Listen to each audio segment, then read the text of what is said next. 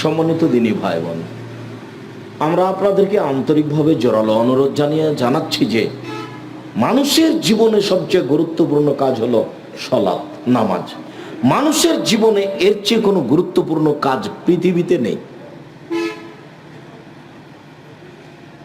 সেটা বাপ মায়ের সেবা হোক, সেটা কোরআন তেলাওয়াত হোক, সেটা তাসবিহ তাহলিল হোক, সেটা জিকির আজকার হোক, সেটা হজ করা হোক, সেটা দান খেরাত হোক, সেটা মানুষের সেবা করা হোক। পৃথিবীতে এমন কোনো ইবাদত নেই যেটা সালাতের মতো হতে পারে। সালাত এক আশ্চর্য বিরল ভিন্ন ধরনের ইবাদত, যার তুলনা পৃথিবীতে নেই। এটা আছে তো বাকি ইবাদত আছে, এইটা নেই তো কিছুই নেই। সালাত আজকের আলোচনায় সংক্ষিপ্ত বিবরণে সালাতের ফজিলত না বলে সালাত আরম্ভ হওয়ার সূচনা। সালাত আরম্ভ করতে হলে ওযু করতে হয়। ওযু করতে গেলে পেশাব পায়খানার প্রয়োজন হয়। পেশাব পায়খানায় যাবেন, ঢোকার সময়তে বা পেশাব পায়খানায় ঢুকে টয়লেটে ঢুকে বসার সময় বলবেন। ঢুকলেই দোয়া পড়া যাবে না এ কথা নয়, কিন্তু যখন পেশাব পায়খানা আরম্ভ হয়েছে তখন দোয়া পড়া যাবে না, এটা হলো কথা। ঢুকে গেছেন আর বলা যাবে না, এইটা নয়। আল্লাহুম্মা ইন্নী আউযু বিকা মিনাল খুবুসি ওয়াল খাবায়েস, নিশ্চয় আমি অপবিত্র জিন জিন্নি থেকে তোমার কাছে আশ্রয় চাচ্ছি, শয়তান থেকে তোমার কাছে আশ্রয় চাচ্ছি। টয়লেট, পেশাবখানা, পায়খানা হলো জিন থাকার জায়গা, শয়তান সেখানে থাকে। রাসূল সাল্লাল্লাহু আলাইহি সাল্লাম বলেন, কেউ যদি এই দুয়ার পূর্বে বিসমিল্লাহ বলে, বিসমিল্লাহি আল্লাহুম্মা ইন্নী আউযু বিকা মিনাল খুবুসি ওয়াল খাবায়েস, তাহলে শয়তান তার লজ্জা স্থান দেখতে পাবে না, ক্ষতিও করতে পারবে না। আর যদি বিসমিল্লাহ ছেড়ে বলেন তাহলে লজ্জা স্থান দেখতে পাবে কিন্তু ক্ষতি করতে পারবে না। আমি আল্লাহকে বলেছি, ওর ক্ষমতা বন্ধ হয়ে গেছে। আল্লাহ নবী বলেছেন, বিসমিল্লাহ বলে যে দরজায় দরজা নাই, যে বাড়ির বাহির দরজা নেই, সেই বাড়ির দরজায় যদি বিসমিল্লাহ বলে একটা কাঠখড়ি, একটা টুকরা কিছু বিসমিল্লাহ বলে রেখে দেয়, তাহলে সকাল পর্যন্ত এই দরজা দিয়ে শয়তান ঢুকতে পারবে না। এ কথা মুহাম্মদ সাল্লাল্লাহু আলাইহি সাল্লাম বলেন, হাদিস বুখারী মুসলিম। এর কোনো ক্ষমতা নেই, বিকলাঙ্গ নীতি। দোয়া পড়বেন বিসমিল্লাহ বলে, অন্ধ হয়ে যাবেন, আপনাকে দেখতে পাবে না, ক্ষমতা খর্ব হয়ে গেছে।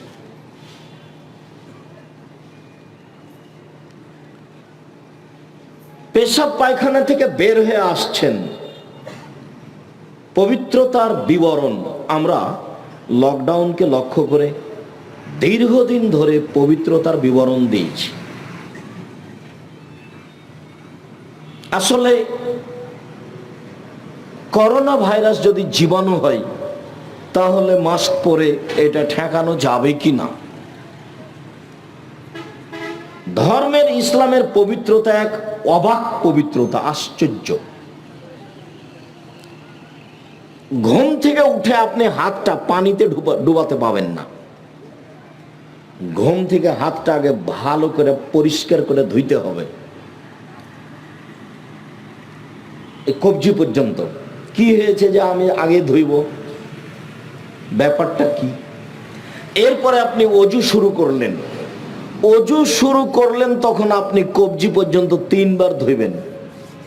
তার মানে কবজি পর্যন্ত 3 বার ধৌত না করলে এই হাতটা মুখে পানি দেওয়ার উপযুক্ত হয়নি। একটু পরে তো কোণে পর্যন্ত ধোবই, তখন ধুইলে হাত ধোয়া পড়বে না, কবজি ধোয়া পড়বে না। যখন আমি কোণে পর্যন্ত হাত ধৌত করব তখন কবজি পর্যন্ত ধোয়া পড়বে কি না? তা আগেই কবজি পর্যন্ত ধুইলাম কেন? তাহলে ধর্মে কোনো বেকার কাজ করা হয় নাকি? তার মানে কবজি পর্যন্ত ধুইলে এ হাত দিয়ে এখন পানি মুখে দেওয়া যাবে, হাত এখন উপযুক্ত হয়েছে।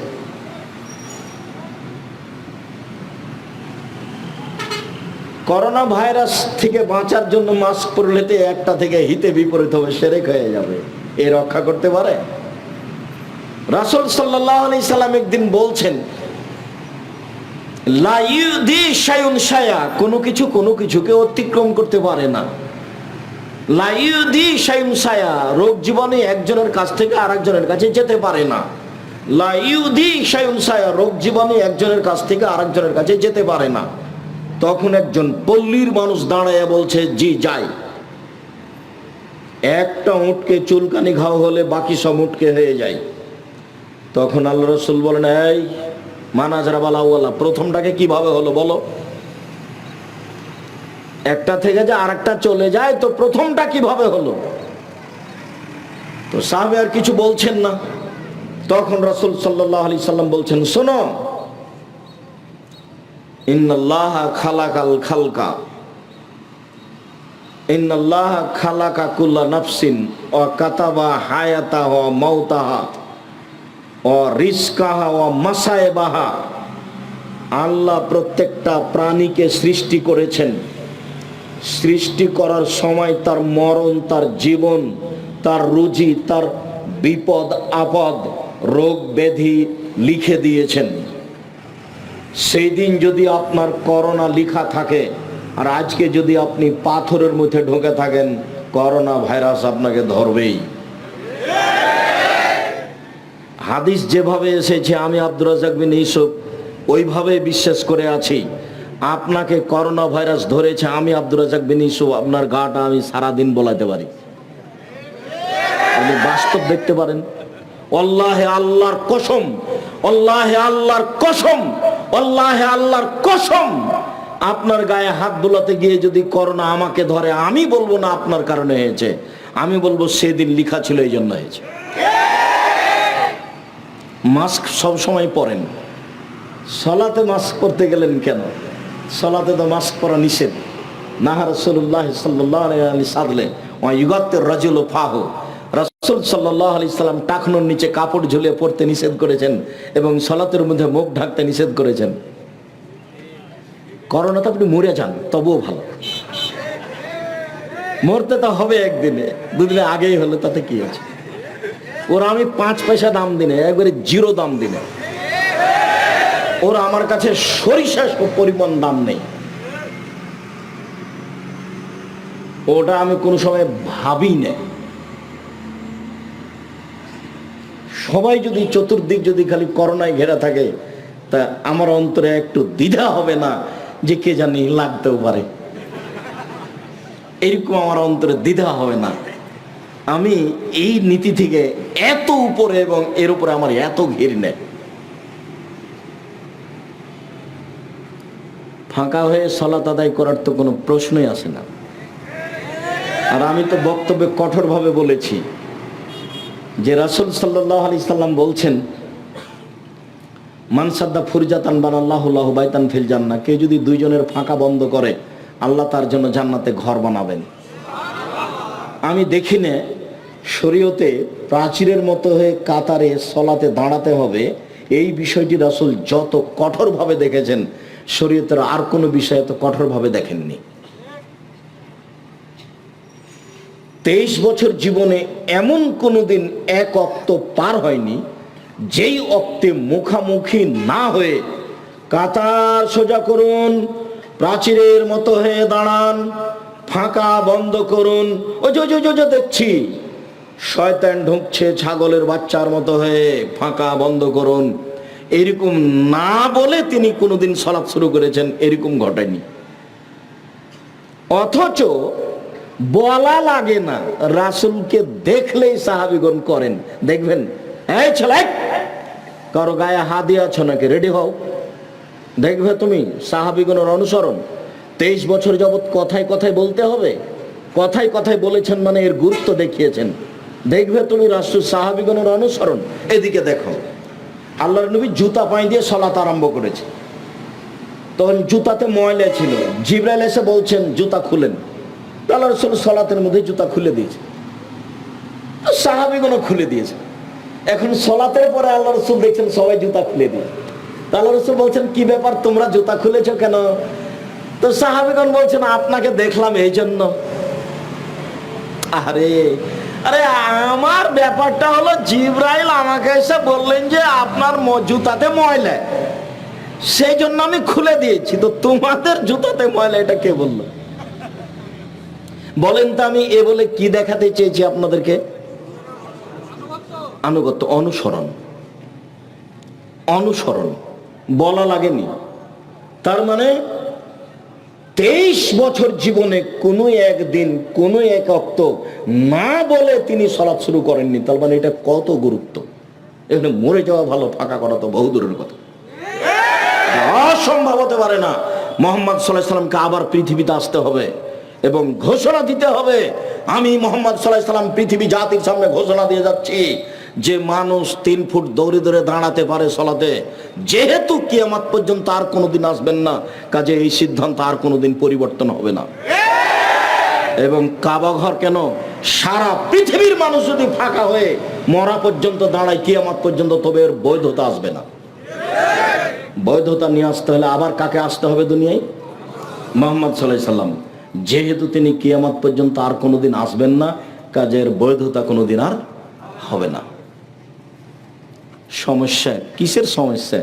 আল্লাহ নবী বলছেন যে সকালে মুমিন বিকালে কাফের হবে। সেইটা হয়েছে এখন। ইংরেজদের যুগে হাজারো আলেম ওলামা দেশবাসী ধ্বংস হয়ে গেল, তারা শরীয়ত পরিবর্তন করলো না। বুকে হাত বাঁধবে, বলছে ফাঁসি হবে, হবে বুকে হাত বাঁধবো, জোরে আমিন বলবো, ফাঁসি হবে, হবে। এটাই শরীয়ত মনে করে এভাবে থেকে গেছে, দুনিয়া থেকে চলে গেছে, ফাঁসি হয়ে গেছে, পিছনে হটেনি। কে কি বললো, সুন্দর করে শরীয়তকে উপেক্ষা করে সালাত আদায় করছে।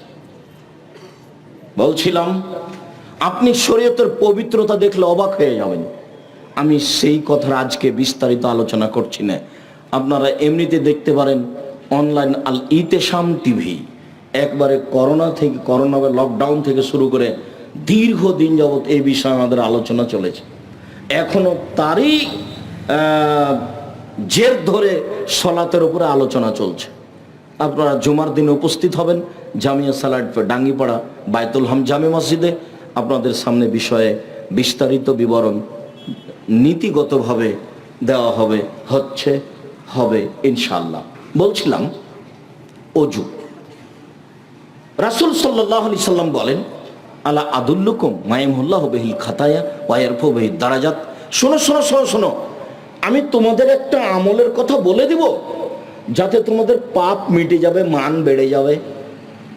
শোনো শোনো শোনো শোনো শোনো, আমি কি তোমাদের একটা আমলের কথা বলে দিব? বলে দিব নাকি? যাতে পাপ মিটে যাবে, মান বেড়ে যাবে। আলুবালা, হ্যাঁ বলবেন না কেন, বলেন সেটা কি? যাতে মান বেড়ে যাবে, পাপ মিটে যাবে। তখন আল্লাহ রাসূল বলছেন, শোনো শোনো শোনো, এটা হলো ইসবাগুল উযু আলাল মাকারিহে। কষ্টের সময় শীতের দিনে ভালো করে অজু করলে মান বেড়ে যাবে, পাপ মিটে যাবে। কাসরাতুল খতা ইলাল মাসাজিদ, বেশি বেশি পায়ে হেঁটে মসজিদে যেতে হবে। মসজিদ থেকে যদি বাড়ি দূরে হয়, পায়ে হেঁটে মসজিদে গেলে পাপ মিটে যাবে, মান বেড়ে যাবে। 3, ইন্তেজারুস সালাত বাদাস সালাত, এক সালাতের পরে আর এক সালাতের অপেক্ষা করতে হবে। জোহর পড়েছি কখন আসর হবে, জোহর পড়েছি কখন আসর হবে, এক সালাতের পরে আর এক সালাতের অপেক্ষা করলে মান বেড়ে যাবে, পাপ মিটে যাবে। মনে থাকবে না মনে হয়? আরেকটা কথা বলে আমরা এখান থেকে আগাবো। আব্দুল্লাহ ইবনে আব্বাস রাদিয়াল্লাহু তাআলা আনহু বলেন, রাসূল সাল্লাল্লাহু আলাইহি ওয়াসাল্লাম বলছেন যে একদা আমাকে আল্লাহ তাআলা বলছেন, মুহাম্মদ হাল তাদরি ফিমা ইয়াখতাসিমুল মালাউল আলা। আচ্ছা মুহাম্মদ, আপনি বলতে পারেন উপরে কি নিয়ে হইচই হচ্ছে? আচ্ছা মুহাম্মদ, আপনি বলতে পারেন উপরে কি নিয়ে হইচই হচ্ছে? বলে না, জি হ্যাঁ আমি বলতে পারি। আল্লাহ, আমি বলতে পারি উপরে কি নিয়ে হইচই হচ্ছে। আল কাফারাত, মানুষের পাপ মিটে যাবে কি করলে এ নিয়ে হইচই হচ্ছে। ফেরেশতাগণ বলছেন যে এই করলে পাপ মিটে যাবে। ফেরেশতাগণ বলা বলি করছেন যে এই করলে পাপ মিটে যাবে। এই নিয়ে ফেরেশতাগণ বলা বলি করছেন। আল কাফারাত, পাপ মিটে যাবে, এই কাজ করলে। এক, আল মাকসু ফিল মাসাজিদ বাদা সালাওয়াত, সালাতের পরে মসজিদে বসে বসে তাসবিহ তাহলিল জিকির আজকার করলে পাপ মিটে যাবে, মান বেড়ে যাবে। সালাতের পরে মসজিদে বসে বসে জিকির আজকার করলে পাপ মিটে যাবে। এই নিয়ে হচ্ছে আপনার স্বভাবের কথাটা বলি। আপনার স্বভাব হলো যে একদিন একেবারে কোন রকম করে জুমার দিনে যান, আর যেমন সালাম তেমনি দাঁড়িয়ে গেছে। নীতি পরিবর্তন করেন, কাউকে বলা লাগবে না। নীতি পরিবর্তন করেন, জজ কোর্টও নয়, হাইকোর্টও নেই। অর্থ সম্পদকে লুটে নিচ্ছে না, জুতা নিয়ে কেউ পালিয়ে যায়নি, যাই যাবে কি আছে। আপনি সালাম ফিরার সাথে সাথে দাঁড়িয়ে গেলেন কেন? এক, সালাতের পরে মসজিদে বসে জিকির করলে পাপ মিটে যাবে। দুই, অল মাসি আলাল আকদামিল আল জামাত, পায়ে হেঁটে মসজিদে গেলে পাপ মিটে যাবে। তিন, এসবাগুল ওজুল আল মাকারেহে, কষ্টের সময় শীতের দিনে ভালো করে ওযু করলে পাপ মিটে যাবে, মান বেড়ে যাবে। কথা কিন্তু আমার এইটা, ভালো করে ওযু করলে পাপ মিটে যাবে, মান বেড়ে যাবে। এইবার ওযু 1 মিনিট দেখাচ্ছি ভালো করে, তার আগে আপনাকে দেখাই ওযু শেষে উমর রাদিয়াল্লাহু তাআলা আনহু বলেন, রাসূল সাল্লাল্লাহু আলাইহি ওয়াসাল্লাম বলেছেন, মাইয়াকুল বাদাল ওযু, কেউ যদি ওযুর পরে বলে আশহাদু আল্লা ইলাহা ইল্লাল্লাহু ওয়াহদাহু লা শারীকা লাহু ওয়া আশহাদু আন্না মুহাম্মাদান আবদুহু ওয়া রাসূলুহু, তাহলে তার জান্নাতের সবটি দরজা খুলে দেওয়া হবে। ফালাদখুলু মিনাই বাবিন মিনাল আবওয়াব, সে তখন জান্নাতের যে কোনো দরজাতে ঢুকতে পারে। বুখারী মুসলিম। জান্নাতের যে কোনো দরজায় ঢুকতে পারে, বুখারী মুসলিম। আপনি ওযুর পরে যদি বলেন আশহাদু আল্লা ইলাহা ইল্লাল্লাহু ওয়াহদাহু লা শারীকা লাহু ওয়া আশহাদু আন্না মুহাম্মাদান আবদুহু ওয়া রাসূলুহু, আমি সাক্ষ্য দিচ্ছি আল্লাহ ছাড়া কোনো মাবুদ নাই, আমি সাক্ষ্য দিচ্ছি মুহাম্মদ আল্লাহর রাসূল, তার কোনো শরীক নাই আল্লাহর, এই দোয়া যদি আপনি পড়েন ওযুর পরে, তাহলে জান্নাতের 8টি দরজা খুলে দেওয়া হবে, যেটা দিয়ে আপনার ইচ্ছা প্রবেশ করবেন। আব্দুর রাজ্জাক সাহেব, আমরা যে মুখস্থ করেছিলাম আল্লাহুম্মা জাল্লি মিনাত তাওবিন ওয়া জাল্লি মিনাল মুতাতাহহিরিন, আল্লাহ তুমি আমাদেরকে তওবাকারীদের অন্তর্ভুক্ত করো, তুমি আমাদের পবিত্রদের অন্তর্ভুক্ত করো। হ্যাঁ, এটা বলতে পারেন, হাদিস ঠিক আছে, তবে নেকি কি হবে তা রাসূল সাল্লাল্লাহু আলাইহি ওয়াসাল্লাম বলেননি। নেকি হবে, তবে কি হবে এমনটা বলেননি। আর যদি এই কালেমা পড়েন তাহলে সব দরজা খুলে গেছে। সুন্দর ওযু, 1 মিনিট পেশাব পায়খানা থেকে ফিরে এসে সুন্দর করে ওযু করবেন। আয়েশা রাদিয়াল্লাহু তাআলা আনহা বলেন, কানাত ইয়াদু লিয়ুমনা লিতামিহি ওয়া লিতাহুরিহি, রাসূলের ডান হাতটা ছিল ওযুর জন্য আর খাদ্য পানির জন্য। ইয়াদুহুল ইসরা লিখালাইহি ওয়া মা কানা মিন আদা, বাম হাতটা পেশাব পায়খানার জন্য আর অপবিত্র খারাপ কিছুর জন্য। ভুলেও কোনোদিন বাম হাতে চা পান করবেন না। আর কেউ যদি বাম হাতে চা পান করে তাহলে তাকে ঠেকাবেন, ছি ছি ছি ছি ছি ছি ছি ছি, নাউযুবিল্লাহ। শয়তান খায় বাম হাতে। কে খায়? শয়তান খায়। রাসূল সাল্লাল্লাহু আলাইহি ওয়াসাল্লাম বলছেন, লা ইয়াকুলান্না আহাদুকুম বিশিমালিহি ওয়া লা ইয়াশরাবান্না বিহা, অবশ্যই অবশ্যই তোমাদের কেউ যেন বাম হাতে না খায়, বাম হাতে পান না করে, কেননা শয়তান বাম হাতে খায়, শয়তান বাম হাতে পান করে। ভুলেও কোনো সময় বাম হাতে কোনো কিছু খাবেন না। সিগারেটটা ধরে আছে বাম হাতে, সিগারেট এমনিতেই হারাম, এটা আরো হারাম হয়ে গেল। বাম হাতে গিলাস ধরবেন না। বক্তব্য শুনে মুনাফিকি করার চেষ্টা করিয়েন না।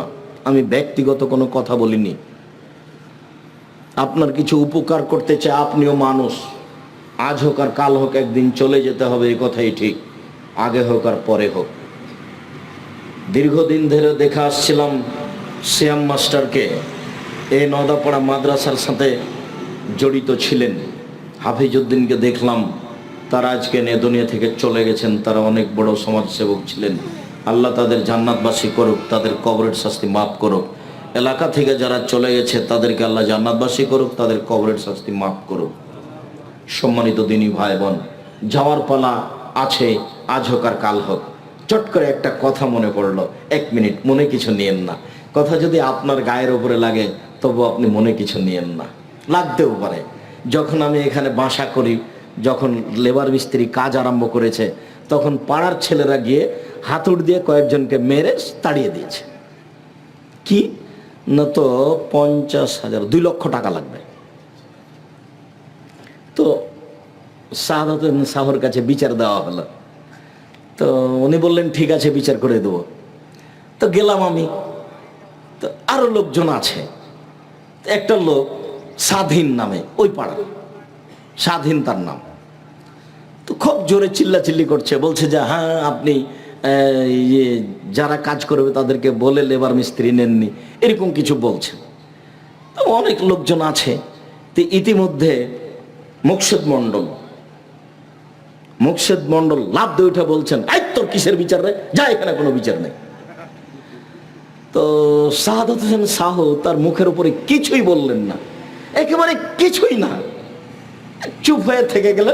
বৈঠক ভেঙে গেল, সবাই চলে গেল। আমাকে বলে পাঠানো হলো যে ওনাকে কাজ করতে বলবেন, কোনো সমস্যা নেই। ঠিকই পরের দিন লেবার মিস্ত্রি কাজ করছে, কোনো সমস্যা নেই। তো মুকশেদ মন্ডল নেই, এটা হলো মূল কথা। চলে গেছেন, যাওয়ার পালা আছেই, আজ হোক আর কাল হোক। কাজেই কথাকে উপেক্ষা করে কোনো লাভ নেই। কথাকে উপেক্ষা করে করবেন কি হবে? এমন কিছুই না। ভুলেও কোনোদিন বাম হাতে খাদ্য পানি ব্যবহার করবেন না। কাউকে দেখলেই নিষেধ করবেন, ছি ছি ছি ছি, বাম হাতে শয়তান খায়। ও কষ্ট পায়, তাকে তিতা লাগুক আর মিঠা লাগুক, তাতে আসে যায় না।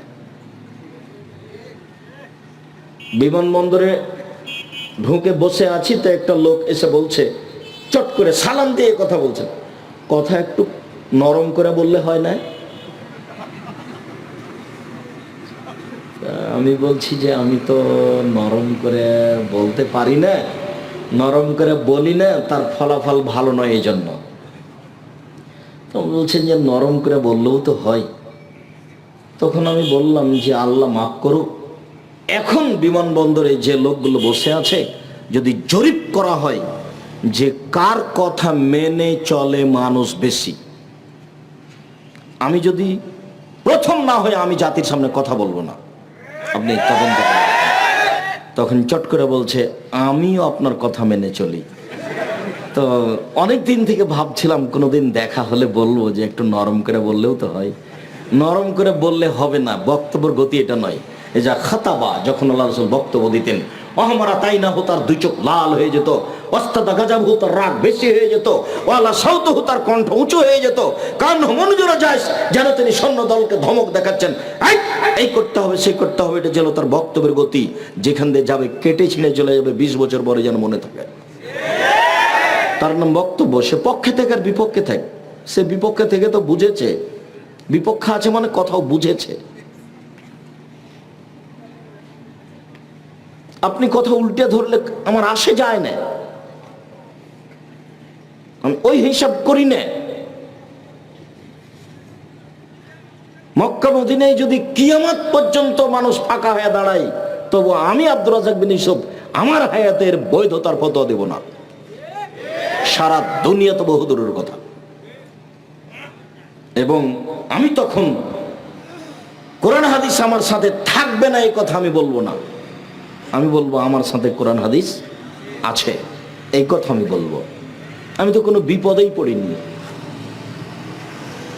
বিপদে পড়লেই ভুল পথে যাব এরকম অনুমোদন আছে কি না, বিপদেই পড়লাম না, তার আগে শরীয়তের সাথে এত কিছু আচরণ। ধর্ম পাগল হয়ে গেছে।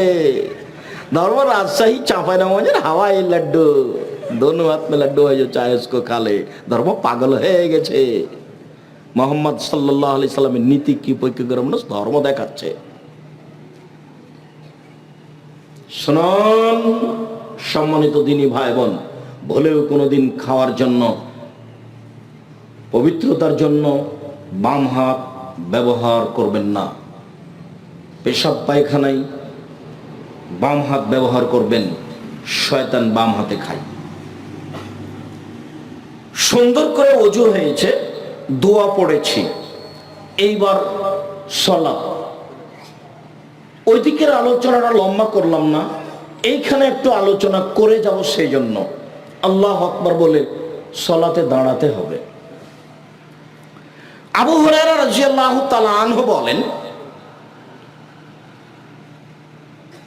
কানা নবী সাল্লাল্লাহু আলাইহি সাল্লাম ইফতাতিহু ইসকুতু বাদা তাকবীরে বাইনা তাকবীরে ওয়া বাইনাল কিরাতে ইসকাতাতান। আল্লাহ রাসূল আল্লাহু আকবার বলার পরে কিছুক্ষণ থেমে থাকতেন। আল্লাহু আকবার বলার পরে কিছুক্ষণ থেমে থাকতেন। তা আমি বললাম, আল্লাহর নবী, আমার পিতামাতা আপনার জন্য উৎসর্গ হোক, আপনি থেমে চুপ থেকে কি বলেন? আপনি যে চুপ থাকেন তো আপনি কি বলেন? তখন আল্লাহ রাসূল বলছেন, আকুলু, আমি বলি, আল্লাহুম্মা বা'id বাইনি ওয়া বাইনা খাতায়ায়া কামা বা'আদতা বাইনাল মাশরিক ওয়াল মাগরিব। হে আল্লাহ, তুমি আমাকে আর আমার পাপকে অত দূরত্বে করে দাও, আমার মাঝে আর আমার পাপের মাঝে এত দূরত্ব করো, পূর্ব এবং পশ্চিম একটা থেকে আর একটা যত দূরত্বে রয়েছে, মানে পাপ যেন আমার ধারে কাছে না আসে। আল্লাহ নাক্কিনি মিনাল খাতায়া কামা ইয়ানাক্কাস সাবুল আবিজু মিনাদ দানাস। হে আল্লাহ, তুমি আমাকে আমার পাপকে ধুয়ে দাও ময়লা থেকে, যেমন ভাবে সাদা কাপড়কে ময়লা থেকে ধুয়ে পরিষ্কার করা হয়। আল্লাহ মাগসিল খাতায়া বিল মাই ওয়াস সালজি ওয়াল বারাদ। হে আল্লাহ, তুমি আমার পাপ ধুয়ে দাও ঠান্ডা পানি দিয়ে, তুষার দিয়ে, বরফ দিয়ে ধুয়ে পরিষ্কার করে দাও। এইটা একটা দোয়া পড়তে পারেন তাকবীরে তাহরিমার পরে। তাকবীরে তাহরিমার পূর্বে একটু কথা বলে রাখি, দাঁড়াবেন, দুই পায়ের মাঝে ফাঁকা রাখবেন, শরীরের ভারসাম্য বজায় রাখতে যতটুকু ফাঁকা রাখা লাগে। দুই পা জমা রাখলে ভারসাম্য রাখা যাবে না। আর মহিলা বৈঠকে চাঁপাইনবাবগঞ্জে বলা হয়েছে যে দুই পায়ের গোড়ালি জমা করে রাখতে হবে, কেননা দুই পা ফাঁকা থাকলে লজ্জাস্থানের যোগাযোগ মাটির সাথে হতে পারে, মাটি অভিশাপ করবে। আবার বৈঠকে বলা হয়েছে, বুবু তুমি যদি সালোয়ার কামিজ পরে থাকো ভালো কথা, আর যদি শাড়ি পরো তাহলে ল্যাঙ্গট পরতে হবে, অন্যথায় নামাজে দাঁড়ালে লজ্জাস্থানের যোগাযোগ মাটির সাথে হবে। বুবু মিথ্যা কথা বলেছেন, ধর্মের নামে একটা অহেতুক নোংরা কথা বলেছে। এত কাপড়ের ব্যবস্থা ছিল না, আর এখানে শিরকি নোংরা কথা কেন? ভুলেও নয়, কখনো নয়। আল্লাহু আকবার বলে সালাতে দাঁড়াবেন, ওযু সুন্দর করে করে আসবেন। ওখানে আর একটা কথা রেখে চলে এসেছি, প্রত্যেকটা অঙ্গকে 3 বার করে ধর নাম সুন্দর ওযু, 3 বার পানি দেওয়া নয়। কবজি পর্যন্ত একবার ধুইতে গিয়ে 10 বার পানি লাগুক, সম্পূর্ণ যখন ভিজে গেছে তখন একবার ধোয়া, ভিজা জায়গায় পানি দিয়ে ধর নাম দ্বিতীয়বার ধোয়া, ভিজা জায়গায় পানি দিয়ে ধর নাম তৃতীয়বার ধোয়া। এ হলো সুন্দর ওযু। কথা বুঝাতে পারিনি? রাসূল সাল্লাল্লাহু আলাইহি সাল্লাম বলেছেন, কেউ যদি সুন্দর করে ওযু করে তারপরে 2 রাকাত সালাত আদায় করে, মনে মনে কথা না বলে, ওয়াজাবাত লাহুল জান্নাহ, সে জান্নাতে যাবেই, জরুরি, জান্নাত তার জন্য জরুরি। সুন্দর করে ওযু করলেন, এ হলো সুন্দর ওযু। আল্লাহু আকবার বলার পূর্বে কোনো দোয়া পড়বেন না, ওযু করার পরে যে দোয়া পড়েছেন সেটাই। আল্লাহু আকবার বলার পূর্বে বিসমিল্লাহ বলবেন না। আল্লাহু আকবার এটা খুব পাওয়ারফুল শব্দ, খুব ক্ষমতাধর। আল্লাহু আকবার, এর পূর্বে বিসমিল্লাহির রহমানির রহিম, আল্লাহু আকবার, জিনা। অজু করার সময় বিসমিল্লাহ বলবেন। যদি অজুর সময় বিসমিল্লাহ না বলেন তাহলে অজু হবে না, এই কথা রাসূল সাল্লাল্লাহু আলাইহি সাল্লাম বলেন। অজু করার পরে মহিলাদের মাথা থেকে কাপড় পড়ে গেলে অজু ভেঙে যাবে, কথা মিথ্যে। অজু করার পরে নখ কাটলে অজু ভেঙে যাবে, কথা মিথ্যে। অজু করার পরে বাচ্চাকে দুধ খাওয়ালে অজু ভেঙে যাবে, কথা মিথ্যে। অজু করার পরে কুকুর ছুঁয়ে নিলে অজু ভেঙে যাবে, কথা মিথ্যে। অজু করার পরে অজু ভেঙে যায় না। কি করলে অজু ভাঙে? পেশাব করলে, কি করলে? পায়খানা করলে, কি করলে? বায়ু আসলে, কি করলে? ঘুমিয়ে গেলে, কি করলে? উটের গোস্ত খেলে। এছাড়া ঘেরা গোসলখানায় পরনে কাপড় নেই, খালি গায়ে গোসল করছেন, এরপর অজু ভেঙে যাবে না। লজ্জা স্থানে যদি হাত পড়ে অজু করা, গোসল করার সময়, তাহলে কি অজু ভাঙবে না? জি না, ভাঙবে না। পুরুষ নারীর কারো ভাঙবে না। কেউ যদি উত্তেজিত অবস্থায়, জন উত্তেজিত অবস্থায় পুরুষ বা নারী যদি এই বিশেষ অঙ্গে হাত লাগায় তাহলে অজু ভেঙে যাবে। তাছাড়া অজু ভাঙবে না। স্বাভাবিক গোসলে অজু ভাঙবে না। একাধিক সহিহ হাদিস আমরা সময়ে পেশ করেছি। অজুর ব্যাপারে গুরুত্বপূর্ণ কথা থেকে গেল। আল্লাহু আকবার বলে সালাত আরম্ভ করবেন, তবে হাত উঠাবেন কাঁধ পর্যন্ত। কিছু হাদিসে এসেছে কাঁধ সামনাসামনি, কিছু হাদিসে এসেছে কানের লতি সামনাসামনি, কিছু হাদিসে এসেছে কান সামনাসামনি। তাহলে কান সামনাসামনি, কানের লতি সামনাসামনি, কাঁধ সামনাসামনি। সবচেয়ে উপরে গেল কান, তারপরে কানের লতি একটু নেমে আসলো, তারপরে কাঁধ সামনাসামনি আর একটু নামলো। আল্লাহ আকবার বলে এরকম করবেন না। আল্লাহ আকবার, আল্লাহ আকবার, এরকম করবেন না। বুঝাতে পারিনি? এই মাপে সুন্দর করে হাত উঠাবেন। আল্লাহু আকবার।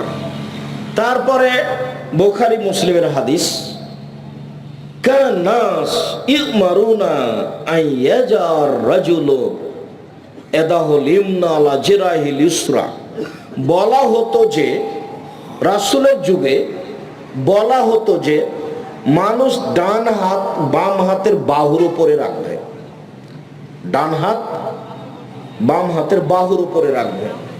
এবার ধরেন নাভির নিচে যেতে পারবে না। তিনটি সহিহ হাদিস বুকের উপরে রাখা, কবজির উপরে কবজি। চারটি জয়ীফ হাদিস নাভির নিচে রাখা। নাভির নিচে রাখার কোনো হাদিস গ্রহণীয় নেই। বুকের উপরে রাখবেন, হাদিস সহিহ। তারপরে এই সানা পড়বেন, তারপরে আপনি বলবেন আউযু বিল্লাহি মিনাশ শাইতানির রাজিম, মারদুদ বিতাড়িত শয়তান থেকে পরিত্রাণ চাচ্ছি, বিসমিল্লাহির রহমানির রহিম, পরম দয়াতা দয়ালুর নামে আরম্ভ করছি। আউযু বিল্লাহ বিসমিল্লাহর এখানে জরুরি কথা যে, যদি কোরআন মাজিদের আয়াত আরম্ভ করেন তাহলে আউযু বিল্লাহ, আর যদি আয়াত বলতে কোরআন মাজিদের প্রথমে হয়, শুরুতে হয়, তাহলে আগে আউযু বিল্লাহ তারপর বিসমিল্লাহ। আবার ভালো করে মনে করবেন, প্রথমে শুরু করলেন আউযু বিল্লাহ বিসমিল্লাহ বলে সূরা ফাতিহা, তো এখন আউযু বিল্লাহ বিসমিল্লাহ দুটাই বলতে হবে। এখন আরেকটা সূরা শুরু করলেন, সূরা ইখলাস, এখন বিসমিল্লাহ বলতে হবে। কিন্তু আরেকটা সূরার প্রথম থেকে শুরু না করে মধ্যে থেকে শুরু করলেন, তখন কি বিসমিল্লাহ বলবেন? জি না। সূরার মধ্যে শুরু করলে বিসমিল্লাহ বলা হবে না। মধ্যে শুরু করলে বাস সূরা ফাতিহা শেষ হয়ে গেল, ওখানে চলে যাব। আলহামদুলিল্লাহি রাব্বিল আলামিন, বিশ্বজগতের প্রতিপালকের প্রশংসা। আর রহমানুর রাহিম, তিনি হচ্ছেন পরম দাতা দয়ালু। মালিক ইয়াউমিদ্দিন, তিনি হচ্ছেন বিচার দিনের মালিক। ইয়াকা না'বুদু, একমাত্র তোমার ইবাদত করি। ওয়া ইয়াকা নাস্তাঈন, একমাত্র তোমার নিকটে সাহায্য চাই। ইহদিনাস সিরাতাল মুস্তাকিম, তুমি আমাকে সোজা সঠিক পথ দেখাও, সিরাতাল্লাযীনা আনআমতা আলাইহিম, ওই পথ দেখাবে যেই পথের উপরে তুমি দয়া করেছো, ওদের পথ তুমি দেখাও যাদের প্রতি অনুগ্রহ করেছো, গায়রিল মাগযুবি আলাইহিম ওয়ালাদ-দাল্লিন, ওদের পথ দেখায়ও না যারা ভ্রান্ত, যাদের প্রতি তুমি অভিশাপ করেছো ওদের পথ তুমি দেখায়ও না। আমিন। এই দীর্ঘ সময় ধরে তোমার দরবারে যে প্রার্থনা করলাম, এই প্রার্থনা তুমি কবুল করো। সম্মানিত দিনী ভাই বোন, আপনাদের সাথে এখানে এই সূরা ফাতিহার সূচনাতে আরেকটি কথা থেকে যাচ্ছে যে আপনাদের সামনে আমি একটা সানা পড়ে দেখালাম, একটা, আল্লাহুম্মা বাঈদ বাইনি ওয়া বাইনা খাতায়ায়া। তবে আয়েশা রাদিয়াল্লাহু তাআলা আনহা থেকে আরেকটা সানা আছে হাদিস সহিহ, সেটা হলো এই, সুবহানাকা আল্লাহুম্মা ওয়া বিহামদিকা ওয়া তাবারাকা ইসমুকা ওয়া তাআলা জাদ্দুকা ওয়া লা ইলাহা গায়রুক। সুবহানাকা আল্লাহুম্মা রাব্বানা ওয়া বিহামদিকা, হে আল্লাহ তোমার প্রশংসা সহকারে তোমার পবিত্রতা বর্ণনা করছি। ওয়া তাবারাকা ইসমুকা, তোমার নাম মঙ্গলময় হোক। ওয়া তাআলা জাদ্দুকা, তোমার মর্যাদা উঁচু হোক। লা ইলাহা গায়রুকা, তুমি ছাড়া কোনো মাবুদ নেই। এইটি আপনি, এই দুরূদ দুইটি আপনি 5 ওয়াক্ত সালাতে, নফল সালাতে পড়তে পারেন। তবে যদি রাতে উঠে সালাত আরম্ভ করেন তখনকার সানা একটু ভিন্ন। মুখস্থ করতে না পারলেও তো চেষ্টা তো করতে হবে। তো ওখানে দুটা সানা বলে আবার এখানে ফিরে আসছি।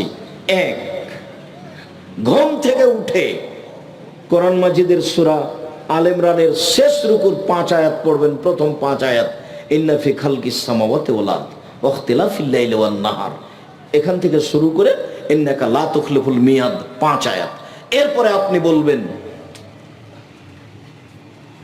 আশহাদু আল্লা ইলাহা ইল্লাল্লাহু ওয়াহদাহু লা শারীকা লাহু লাহুল মুলকু ওয়া লাহুল হামদু ওয়া হুয়া আলা কুল্লি শাইইন কাদির ওয়া সুবহানাল্লাহি ওয়া আলহামদুলিল্লাহি ওয়া লা ইলাহা ইল্লাল্লাহু আল্লাহু আকবার ওয়া লা হাওলা ওয়া লা কুওয়াতা ইল্লা বিল্লাহ রব্বিগফিরলি।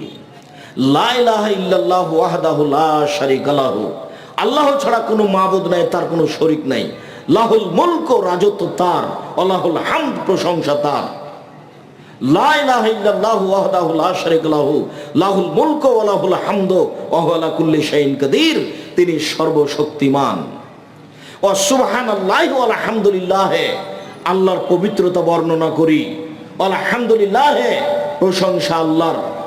ওয়া লা ইলাহা ইল্লাল্লাহ, আল্লাহ ছাড়া কোনো মাবুদ নাই। আল্লাহু আকবার, তিনি মহান। লা হাওলা ওয়ালা কুওয়াতা ইল্লা বিল্লাহ, বাহ্যিকভাবে এবং আন্তরিকভাবে নড়াচড়া করার কোনো শক্তি নেই।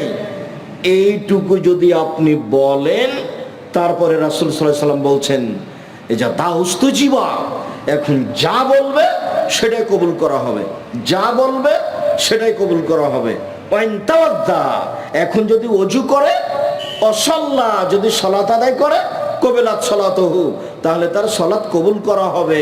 তাহলে ঘুম থেকে উঠে যদি এই দোয়া পড়েন, লা ইলাহা ইল্লাল্লাহু ওয়াহদাহু লা শারীকা লাহু লাহুল মুলকু ওয়া লাহুল হামদু ওয়া হুয়া আলা কুল্লি শাইইন কাদির ওয়া সুবহানাল্লাহি ওয়া আলহামদুলিল্লাহি ওয়া লা ইলাহা ইল্লাল্লাহু আল্লাহু আকবার ওয়া লা হাওলা ওয়া লা কুওয়াতা ইল্লা বিল্লাহ। আরেকটু কথা এখানে থেকে যাচ্ছে যে এই দোয়া পড়ে যা বলবেন সেটাই কবুল হবে। তার আরেকটু শর্ত হচ্ছে ওযু করে শুইতে হবে। বুঝাতে পারেনি কথা? ওযু করে শুইতে হবে।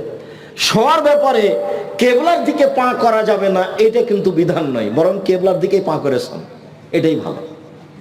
কেন কেন মানুষ মনে করলো যে কেবলার দিকে পা করা যাবে না, অথচ শোয়ার ব্যাপারে বিধান হলো ডান কাত বাম কাত, শুইবে ডান কাতে, এটা বিধান।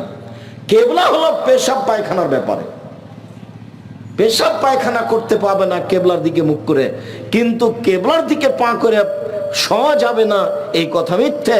অতএব এটা উল্টা ভাবে ধরতে হবে, কেবলার দিকে পা করে শোন। তাহলে বাড়ির সবাই জেনে নেয় যে না, কেবলার দিকে পা করাতে কোনো সমস্যা নেই। ডান কাতে শুইবেন, গালের নিচে এইভাবে হাতটা রেখে আল্লাহুম্মা বিসমিকা মুতাওয়াহিয়া, ঠিক আছে। এছাড়া আপনি এই দোয়া পড়তে পারেন, আল্লাহুম্মা আসলামতু নাফসি ইলাইকা ওয়াজ্জাহাতু ওয়াজহি ইলাইকা ওয়া ফাওয়াজতু আমরি ইলাইকা ওয়ালজাতু জাহরি ইলাইকা রাগবাতা রাহবাতান ইলাইকা লা মালজা ওয়া লা মানজা মিনকা ইল্লা ইলাইকা আমানতু বিকিতাবিকা আল্লাযী আনসালতা ওয়া নাবিয়্যিকা আল্লাযী আরসালতা।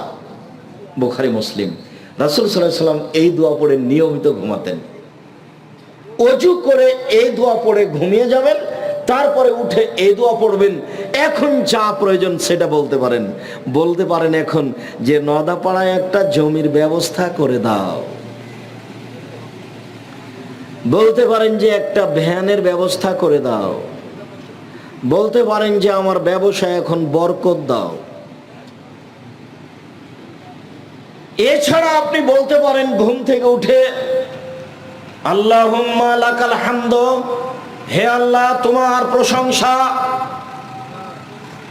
আনতা কাইয়ুমুস সামাওয়াতি ওয়াল আরদি ওয়া মান ফিহিন্না, তুমি আকাশ জমিন এবং এর মধ্যে যা কিছু আছে সব কিছুর প্রতিষ্ঠাতা।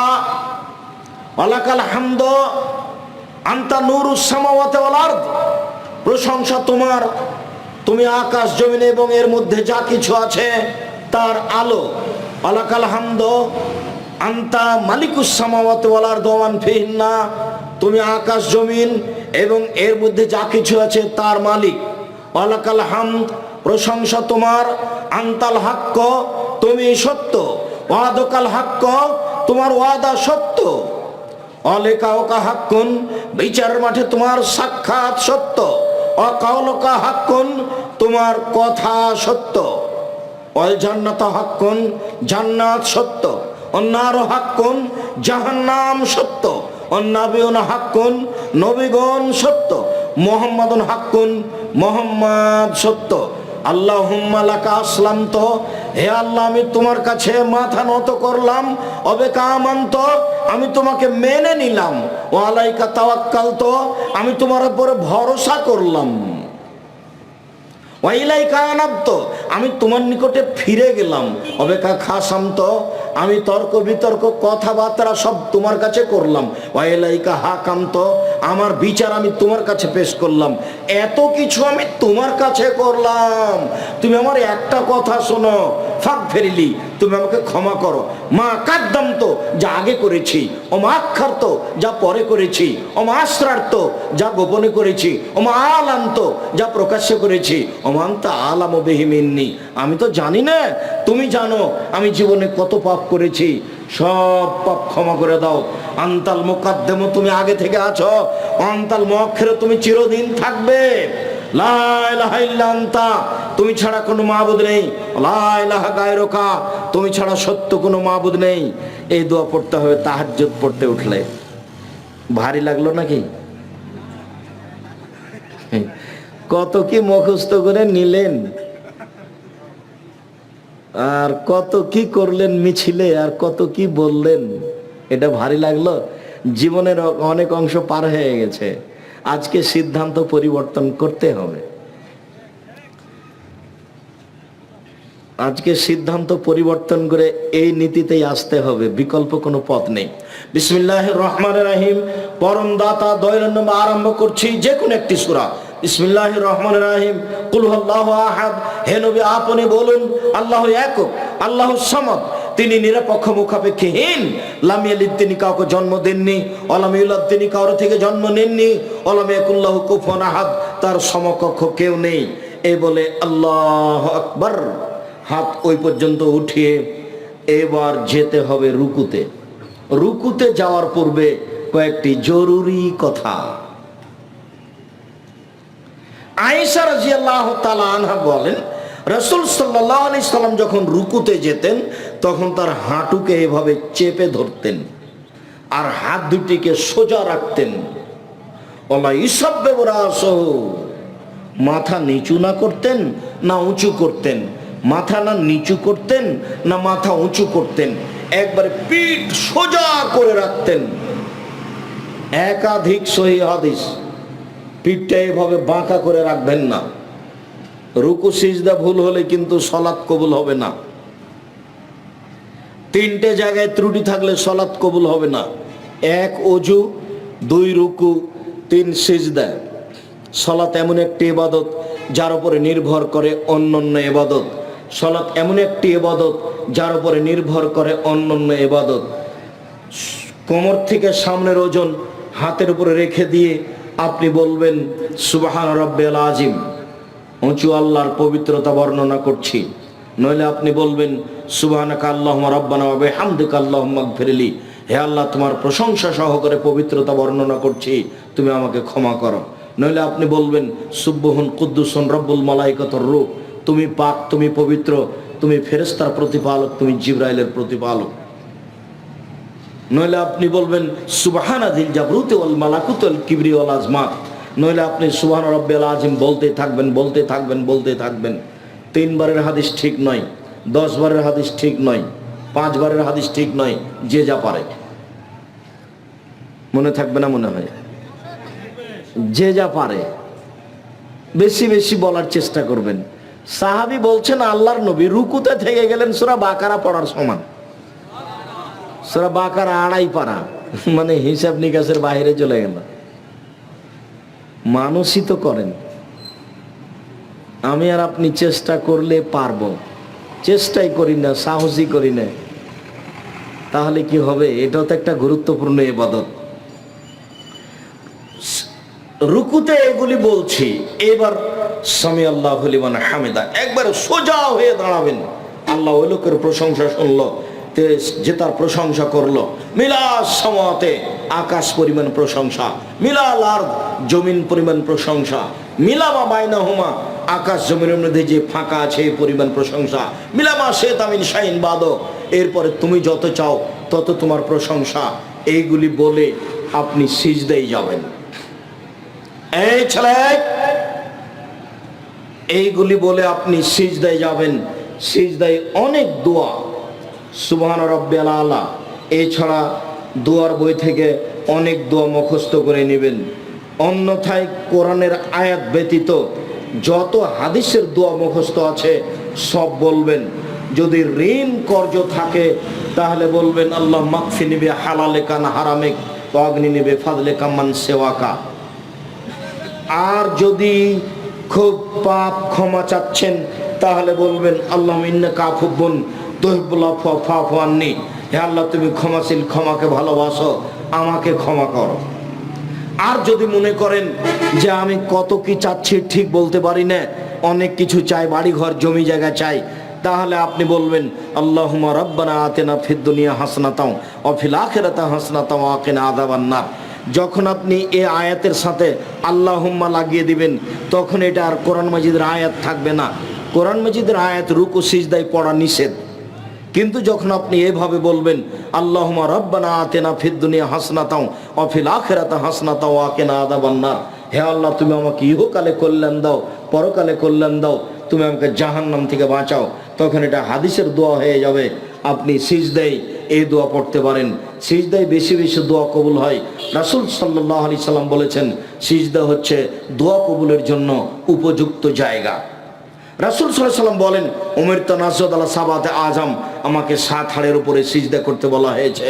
নাক কপাল 1, 2 হাত 3, 2 হাঁটু 5, 2 পায়ের বৃদ্ধাঙ্গুল, এ হলো 7 হাড়ের উপরে সিজদা করতে বলা হয়েছে। নাক কপাল একবারে আগিয়ে রাখবেন যাতে করে আপনার এই শরীরটা লম্বা হয়। আর পাগুলি জমা করে রাখবেন, 2 পায়ের মাঝে ফাঁকা রাখবেন না। হাতগুলিকে কানের পাশে রাখবেন, নইলে কাঁধ সামনাসামনি রাখবেন, উঠিয়ে রাখবেন।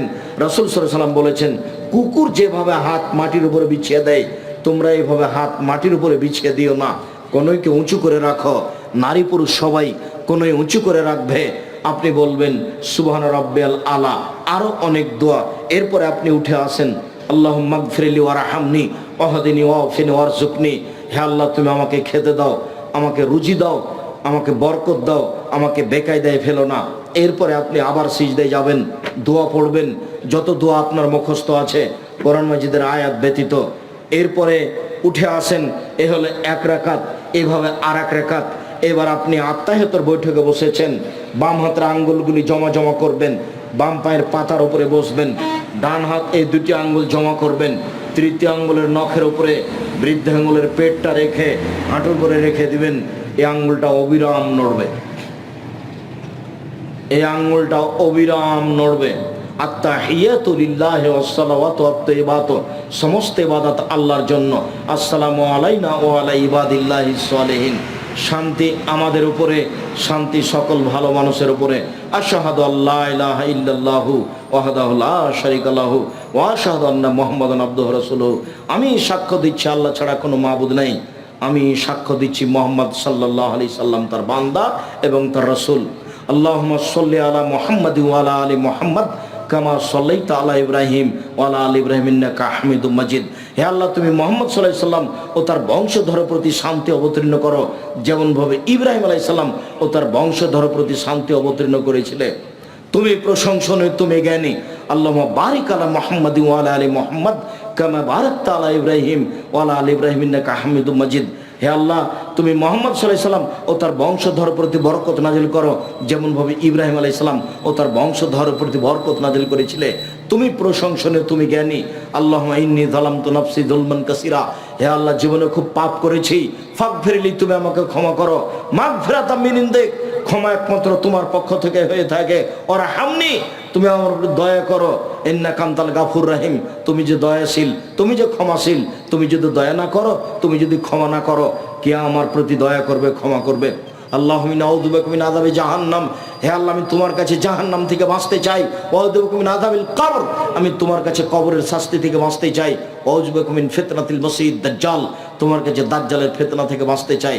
ওয়া আউযু বিকা মিন ফিতনাতিল মাহি ওয়াল মামাত, তোমার কাছে বাঁচতে চাই ইহকালের বিপদ, তোমার কাছে বাঁচতে চাই বড় পরকালের বিপদ, তোমার কাছে বাঁচতে চাই ইহকালের বিপদ হতে, তোমার কাছে বাঁচতে চাই পরকালের বিপদ হতে। আল্লাহুম্মা নাউযু বিকা মিনাল মা'সা ওয়াল মাগরাম, তোমার কাছে বাঁচতে চাই ঋণ কর্য হতে, তোমার কাছে বাঁচতে চাই বড় পাপ হতে। ভুলেও কোনো দিন ঋণ কর্য নিয়ে ব্যাংক থেকে টাকা উঠিয়ে ব্যবসা করবেন না। ব্যাংকে চাকরি করেন, সেই জন্য লোন নিয়ে বাড়ি করেছেন, মরলেই বোঝা যাবে কাজ উলট পালট হয়ে গেছে। আল্লাহ রাসূল বললেন, এ লোকের ঋণ আছে, জি, তা আমি গেলাম, তোমরাই জানাজা করো। যার ঋণ আছে তার জানাজা নেই। ভুলে কোনোদিন ঋণ নিয়ে জীবিকা নির্বাহ করার চেষ্টা করবেন না। আমি আপনাদের বহুদিন পরামর্শ দিয়েছি, এমনভাবে ব্যবসা শুরু করেন 200 টাকা হলেই হবে।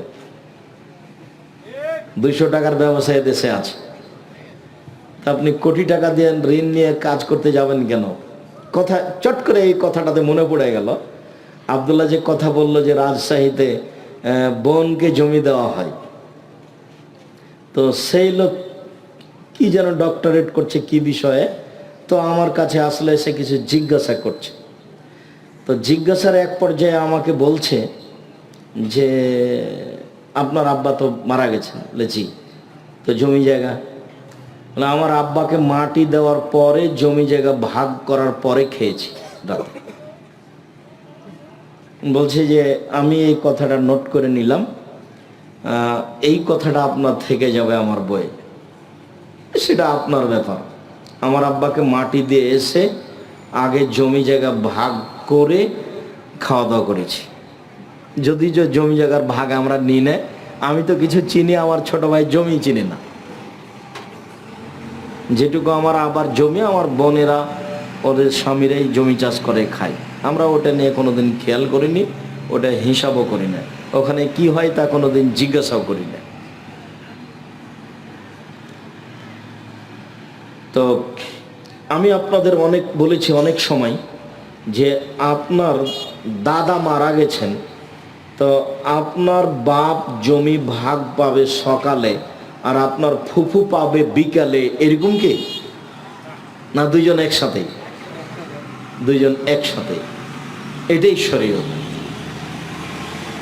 এবং এটাই ভাবতে হবে, কারো হক মেরে খেয়ে এই জীবিকা নির্বাহ করে কোনো সফলতা আসবে না। জীবিকা নির্বাহের উপরে খুব সতর্ক হয়ে যান।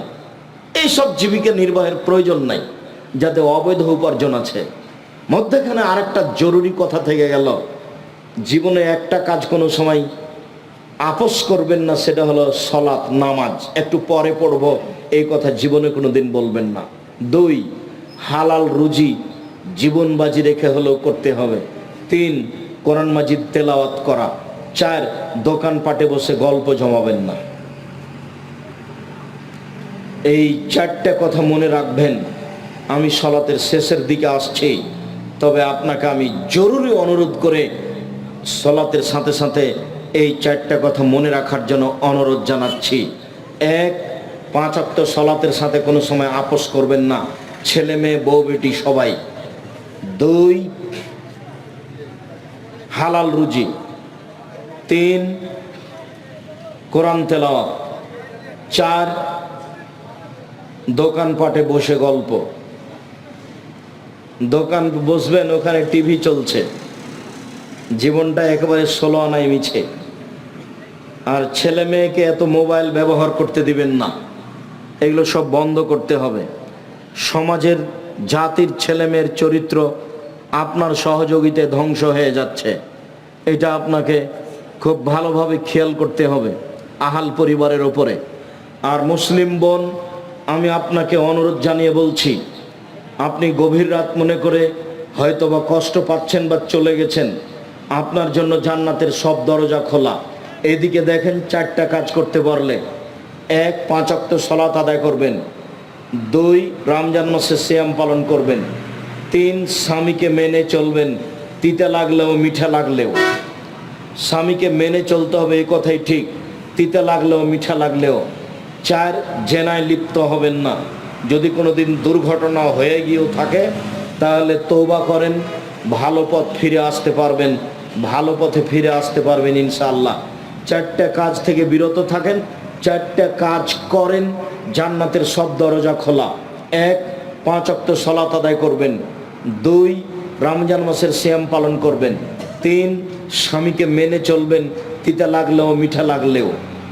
অনেক সময় স্বামীকে মেনে চলা যায় না, তার মুখের গালি, তার অকথ্য ভাষা অনেক কষ্ট দেয়, যার কারণে মনটা খুব কষ্ট পায়। 1 গ্লাস পানি চাইলে গ্লাসটা নিয়ে সামনে গিয়ে একবারে থেকনা দিয়ে রেখে দেওয়া হয়। সেটা যাই হোক, যেহেতু এর সাথে সংসার করছেন, কাজেই স্বামীকে মেনেই চলতে হবে, যতই খারাপ লাগুক। আমার আর আপনার কিছু করার নেই, রাসূল সাল্লাল্লাহু আলাইহি ওয়াসাল্লাম এভাবে বলেছেন। 4, জেনায় লিপ্ত হবেন না, জান্নাতের সব দরজা খোলা। আপনাকে আরো একটি অনুরোধ করে যাচ্ছি, জরুরি প্রয়োজন ছাড়া বাড়ির বাইরে যায়েন না। জরুরি প্রয়োজন ছাড়া বাড়ির বাইরে যায়েন না। বাড়ির বাইরে গিয়ে নিজের মান সম্মান রক্ষা করা যাবে না। কোনো মহিলা বাড়ির বাইরে গিয়ে তার মান সম্মান রক্ষা করতে পারে না। কোনো মহিলা পয়সা উপার্জন করে, চাকরি বাকরি করে মান সম্মান রক্ষা করতে পারে না।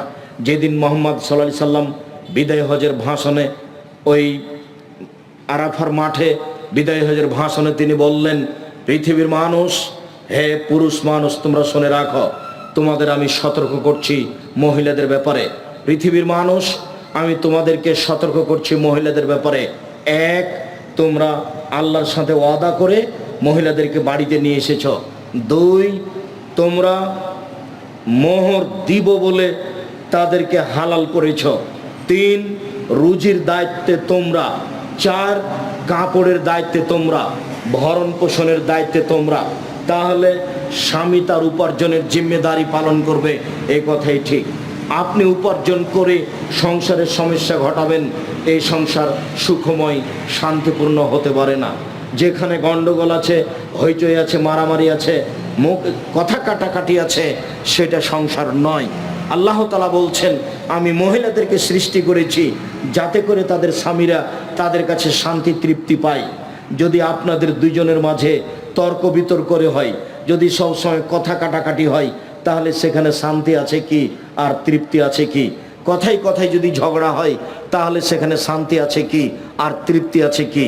নিজের ব্যক্তিত্বকে সবকে একেবারে মাটিতে মিশিয়ে দিয়ে নিজেকে মনে করেন আমার শান্তি তৃপ্তি আমার স্বামীর নিকটেই, আমি তার 2 পায়ের নিকটে সম্মান জানিয়ে তাকে মূল্যায়ন করে জীবিকা নির্বাহ করব। তাহলে আপনিও শান্তিতে থাকবেন, আপনার স্বামীও শান্তিতে থাকবে। এই কথাই ঠিক। আব্দুর রাজ্জাক সাহেবের কথাকে উপেক্ষা করে নারী জাতি 71 টিভিতে সফলতা আনতে পারে না, এটা অসম্ভব। আমি বহুদিন বলেছি বলেছি নারীদেরকে সৃষ্টি করা হয়েছে বাচ্চা প্রসবের জন্য এবং স্বামীকে শান্তি তৃপ্তি দেওয়ার জন্য। এটা আমি বলিনি, এসব টিভির আমি 5 পয়সা দাম দিই না। আপনি কি মনে করেন ও শতবার বললেও আমাকে হিসাব করে তাকে কথা বলতে হবে, এই কথা আমি কোনোদিন ভাবিনি। জাতির কলঙ্ক নারী হচ্ছে বেগম রোকেয়া, আমাকে নতুন ভাবে বলতে হবে না। আমি সেদিনে বলে এসেছি বেগম রোকেয়া কেমন নারী সেটা আপনাকে যদি জানতে হয় তাহলে কেন হব অবরোধবাসিনী বই পড়তে হবে। মুসলিম নারীর প্রতি তার কত নোংরা কলম। অবরোধবাসিনী তার একটা বই পাওয়া যাবে। কেন হব অবরোধবাসিনী? নারীকে সৃষ্টি করা হয়েছে শান্তি তৃপ্তির জন্য, একথা আমি বলিনি, একথা আল্লাহ বলেছেন। নারীকে সৃষ্টি করা হয়েছে বাচ্চা প্রসবের জন্য, একথা আমি বলিনি, একথা আল্লাহ বলছেন। আল্লাহ বলছেন নিসাউকুম হারসুল্লাকুম ফাতু হারসাকুম আন্না শাইতুম। পৃথিবীর মানুষ, তোমরা তোমাদের স্ত্রীর কাছে তোমাদের খেতে আসো। তোমাদের জমি, তোমাদের স্ত্রী তোমাদের জমি, তোমাদের স্ত্রী তোমাদের ক্ষেত। তোমরা তোমাদের জমিতে তোমাদের খেতে আসো তোমাদের ইচ্ছা মতো, যেভাবে তোমাদের ইচ্ছা হয় সেভাবে। সকালে কি, বিকালে কি, দুপুরে কি, ভরা পেটে কি, খালি পেটে কি, চন্দ্রগ্রহণ লাগলেই কি, সূর্যগ্রহণ লাগলেই কি আর না লাগলেই কি, সফরে বের হচ্ছেন না হচ্ছেন কোনোটার সাথে এর সম্পর্ক নেই। এ কথা আল্লাহ তাআলা বলেন। এটা তোমার ক্ষেত, এটা তোমার জমি। জমিতে যেমন শস্য উৎপাদন হয়, স্ত্রীর মাধ্যমে সন্তান উৎপাদন হবে, এ কথা আল্লাহ তাআলা বলছেন। স্ত্রীকে সৃষ্টি করা হয়েছে সন্তান উৎপাদনের জন্য, স্ত্রীকে, মহিলাকে সৃষ্টি করা হয়েছে স্বামীকে শান্তি তৃপ্তি দেওয়ার জন্য। যারাই এই কথা উপেক্ষা করে সমাজে কিছু করতে চেয়েছে তারা কোনোদিন মরা পর্যন্ত সফলতা আনতে পারবে না, বরং পরকালে হারাবে, জাহান্নামে যেতে হবে, জান্নাত হবে না। দিনরাত স্বামীর সাথে তর্ক বিতর্ক করে, ঘোরাঘুরি করে, গন্ডগোল করে জান্নাত লাভ করা যায় না। মরার আগে জান্নাত হারিয়ে গেছে। অনেক কষ্ট করে পয়সা উপার্জন করলেন, সংসারও করলেন ছেঁকড়া বেকড়া করে, কি করে, আর পরকালে জাহান্নাম যেতে হলো, তাহলে আপনি সফলতা কি করলেন? সম্মানিত দিনী বোন, আমি আপনাদের অনুরোধ জানাচ্ছি, জরুরি প্রয়োজন ছাড়া বাড়ির বাইরে যাবেন না। কেন আপনাকে হাটে যাওয়া প্রয়োজন হচ্ছে? কেন আপনার বাজারে যাওয়া প্রয়োজন হচ্ছে? আমাদের তো সংসার চলে, কই আমাদের তো কোনোদিন হাটে বাজারে যাওয়া প্রয়োজন হয়নি। আমি 97 সাল থেকে এখানে আছি, আমি নদাপাড়ায় কোনোদিন চায়ের স্টলে বসিনি, কোনো দোকানে বসা আমার প্রমাণ নেই। কই আমার দিন তো চলছে, আটকে নেই তো। আমরা তো কোনোদিন হাটে বাজারে যাই না, আমাদের বাড়ি থেকে কোনো সময় হাটে বাজারে যায় না। আমাদের বাড়ির মহিলারা কোনোদিন বাজার থেকে কোনো জিনিস কিনা প্রয়োজন মনে করে না। আমরা তো বেঁচে আছি, দেশে আছি তো, চলছে তো। নিজে হাট বাজার করলেন, পাপ উপার্জন করলেন, আবার স্বামীর সাথে ভালো সংসার করতে পারলেন না, তো কি হলো তাহলে? কোনটা হলো? ইহকালো গেল, পরকালো গেল। মর্মে সকল দিনই ভাই বোনকে বিষয়টি জোরালোভাবে দেখার জন্য অনুরোধ জানাচ্ছি। আর আপনাকে বলছি, আপনি মুখটা খারাপ করবেন না, কথায় কথায় স্ত্রীকে গালি দিয়েন না। শুধু 24 ঘন্টা মোবাইল যদি খোলা থাকে তাহলে আমার মনে হয় যে শতকরা 30-40% খালি এইটাই ফতোয়া যে ও রাগ করে স্বামীকে তালাক, স্ত্রীকে তালাক দিয়েছে। এত তালাক দেওয়া লাগে কেন? খালি তালাক কেন? বউ উল্টা চলছে, একটু মারতে হবে। আল্লাহ মারার কথা বলছেন, নবী মারার কথা বলছেন, তা আপনি কেন বউ তালাক দিতে গেলেন? কথায় কথায় তালাক কেন? এত তালাক কেন? আপনি একটু সতর্ক হতে পারেন না? মুখটা বন্ধ রাখবেন, একটু ধৈর্যশীল হবেন। পুরুষ মানুষকে একটু ধৈর্যশীল হতে হবে, মহিলা মানুষ তো অত ধৈর্যশীল নয়, এ কথা আল্লাহ বলছেন, এ কথা নবী বলছেন। আপনি কেন মুখের উপরে তর্ক করেন? আপনি একটু ঠান্ডা হন, আপনি একটু ধীর মেজাজের হন। তার ছাড়া তো আপনার চলে না। রান্না তো তাকেই করা লাগে, আপনার কাপড় চোপড় তো তাকেই দেখা লাগে, আপনার বাসা বাড়ি ঘর তো তাকেই দেখা লাগে, তো তাকে মারেন কেন, গালি দেন কেন? সম্মানিত দিনী ভাই, অযথা স্ত্রীর উপরে রাগ করে গালি দিয়ে সংসারটাকে জাহান্নামে পরিণত করিয়েন না। শাদি জাহান্নাম বিয়ে হয়, শাদি জান্নাত বিয়ে হয়। বিবাহ জাহান্নামও বটে, বিবাহ জান্নাতও বটে। জোর করে স্বামী স্ত্রী মিলে এই সংসারটাকে জাহান্নামে পরিণত করিয়েন না। মর্মে শেষের দিকে এসে জরুরি দু একটি কথা। তার একটি কথা হলো এই, আমার জীবনে বড় স্বাদ, এদেশের মাটিতে আমি উন্নত মানের প্রতিষ্ঠান গড়বই ইনশাআল্লাহ। এটা আমার জীবনে বড় স্বাদ। 2016 সালের 17ই ফেব্রুয়ারি রোজ বুধবার বিকাল 4টা 4:30টার সময় জামিয়া সালাফিয়া ডাঙ্গিপাড়া পবরাজের ফাঁকা মাঠে বলেছিলাম, আমার হাতে টাকা নাই, এ কথা সত্য, এখানে প্রতিষ্ঠান গড়বে, এ কথা সত্য, ইনশাল্লাহ গড়বেই গড়বে। কিভাবে হবে তা আমি জানি না, তবে হবে নিশ্চিত, ইনশাল্লাহ হবেই হবে। বিশাল প্রতিষ্ঠান, এদেশের সবচেয়ে বড় প্রতিষ্ঠান। প্রায় 1240 জন ছাত্র ছিল এই বছরের জানুয়ারিতে ভর্তি। অনেক 715 জন ছিল মেয়ে। দুই প্রতিষ্ঠান মিলে 156 জন শিক্ষক শিক্ষিকা। একদিন তো 17 লক্ষ টাকা বেতনের কথা বলছিলাম, এখন অনেক বেশি। সব ব্যবস্থা আল্লাহর পক্ষ থেকে হচ্ছে। আপনাকে খালি বলছে আপনি একটু দোয়া করবেন। সহযোগিতা সবাই করতে পারে না, খালি একটু বলবেন আল্লাহ তুমি জামিয়া সালাফিয়াকে কবুল করো, এটা আমার দাবি। আমার মনে বড় স্বাদ, এদেশের মাটিতে আমি উন্নত মানের প্রতিষ্ঠান গড়বই গড়ব ইনশাআল্লাহ। 2013 সালের 24 আগস্ট রোজ মঙ্গলবার জামিয়া সালাফিয়া রূপগঞ্জ, নারায়ণগঞ্জ, ঢাকা, এই মাটিতে আমি বলেছিলাম আমার হাতে টাকা নেই, এ কথা সত্য, এখানে প্রতিষ্ঠান গড়বে, এ কথা সত্য, ইনশাআল্লাহ গড়বেই গড়বে। ওই প্রতিষ্ঠানে এখন 550 শতক জমি কেনার সিদ্ধান্ত নিয়েছি। প্রায় 250 শতক কিনা হয়েই গেছে আলহামদুলিল্লাহ। বিশাল ভূখণ্ডের উপরে এই প্রতিষ্ঠান গড়বে ইনশাআল্লাহ। প্রায় 25-30 বিঘা। আমি আপনাদের কাছে দুয়ার ভিখারি। ওপরে যদি একটু নড়চড় হয়ে যায় তাহলে কিছু করা যাবে না, আর উপর যদি ঠিক থাকে তাহলে এগুলো সব সহজ ঠিক। এই জন্য আমার দাবি আন্তরিকভাবে, আপনি আমার দিনী ভাই, আপনি আমার দিনী বোন, একটু জামিয়া সালাফিয়ার জন্য দোয়া করবেন। জামিয়া সালাফিয়ার সাথে আরও যত প্রতিষ্ঠান রয়েছে, অনলাইন আল ইতেশাম টিভি রয়েছে, জামিয়া সালাফিয়ার সাথে আপনার এই মাসিক আল ইতেশাম পত্রিকা রয়েছে। যাওয়ার সময়তে কেউ খালি যাবেন না, 20-25-30 টাকা দিয়ে একটা পত্রিকা হাতে নিয়ে যাবেন। আর এই সলাতুর রসুল বনাম প্রচলিত সলাত, রাসূল সাল্লাল্লাহু আলাইহি সাল্লামের সলাত বনাম প্রচলিত সলাত, অনেক দিন থেকে আমার সাধ ছিল সলাতের উপরে, নামাজের উপরে একটা বই লেখা। আমরা সম্ভবপর সুন্দর করে উপযুক্তভাবে বের করার চেষ্টা করেছি। সলাতুর রাসূল সহ আর আব্দুল্লাহর তো মিন্নাতুল বাড়ি আছে। আর দোয়াগুলি তো আপনি দোয়ার বইয়ে পাবেন। যত বই আপনি স্টেজে দেখছেন, বিশেষভাবে পত্রিকা মাসিক আল ইতেশাম, বইগুলি সংগ্রহ করার অনুরোধ রেখে সকল দিনী ভাই বোনকে 5 ওয়াক্ত সালাতের প্রতি গুরুত্ব আরোপ করার অনুরোধ রেখে যুবকদেরকে সতর্ক জানিয়ে যে তোমরা দোকানপাটে বসে সময় নষ্ট করো না, পড়াশোনার মধ্যে থাকিও, আর অযথা কারোর সাথে গল্প করে পরকাল হারায়ও না।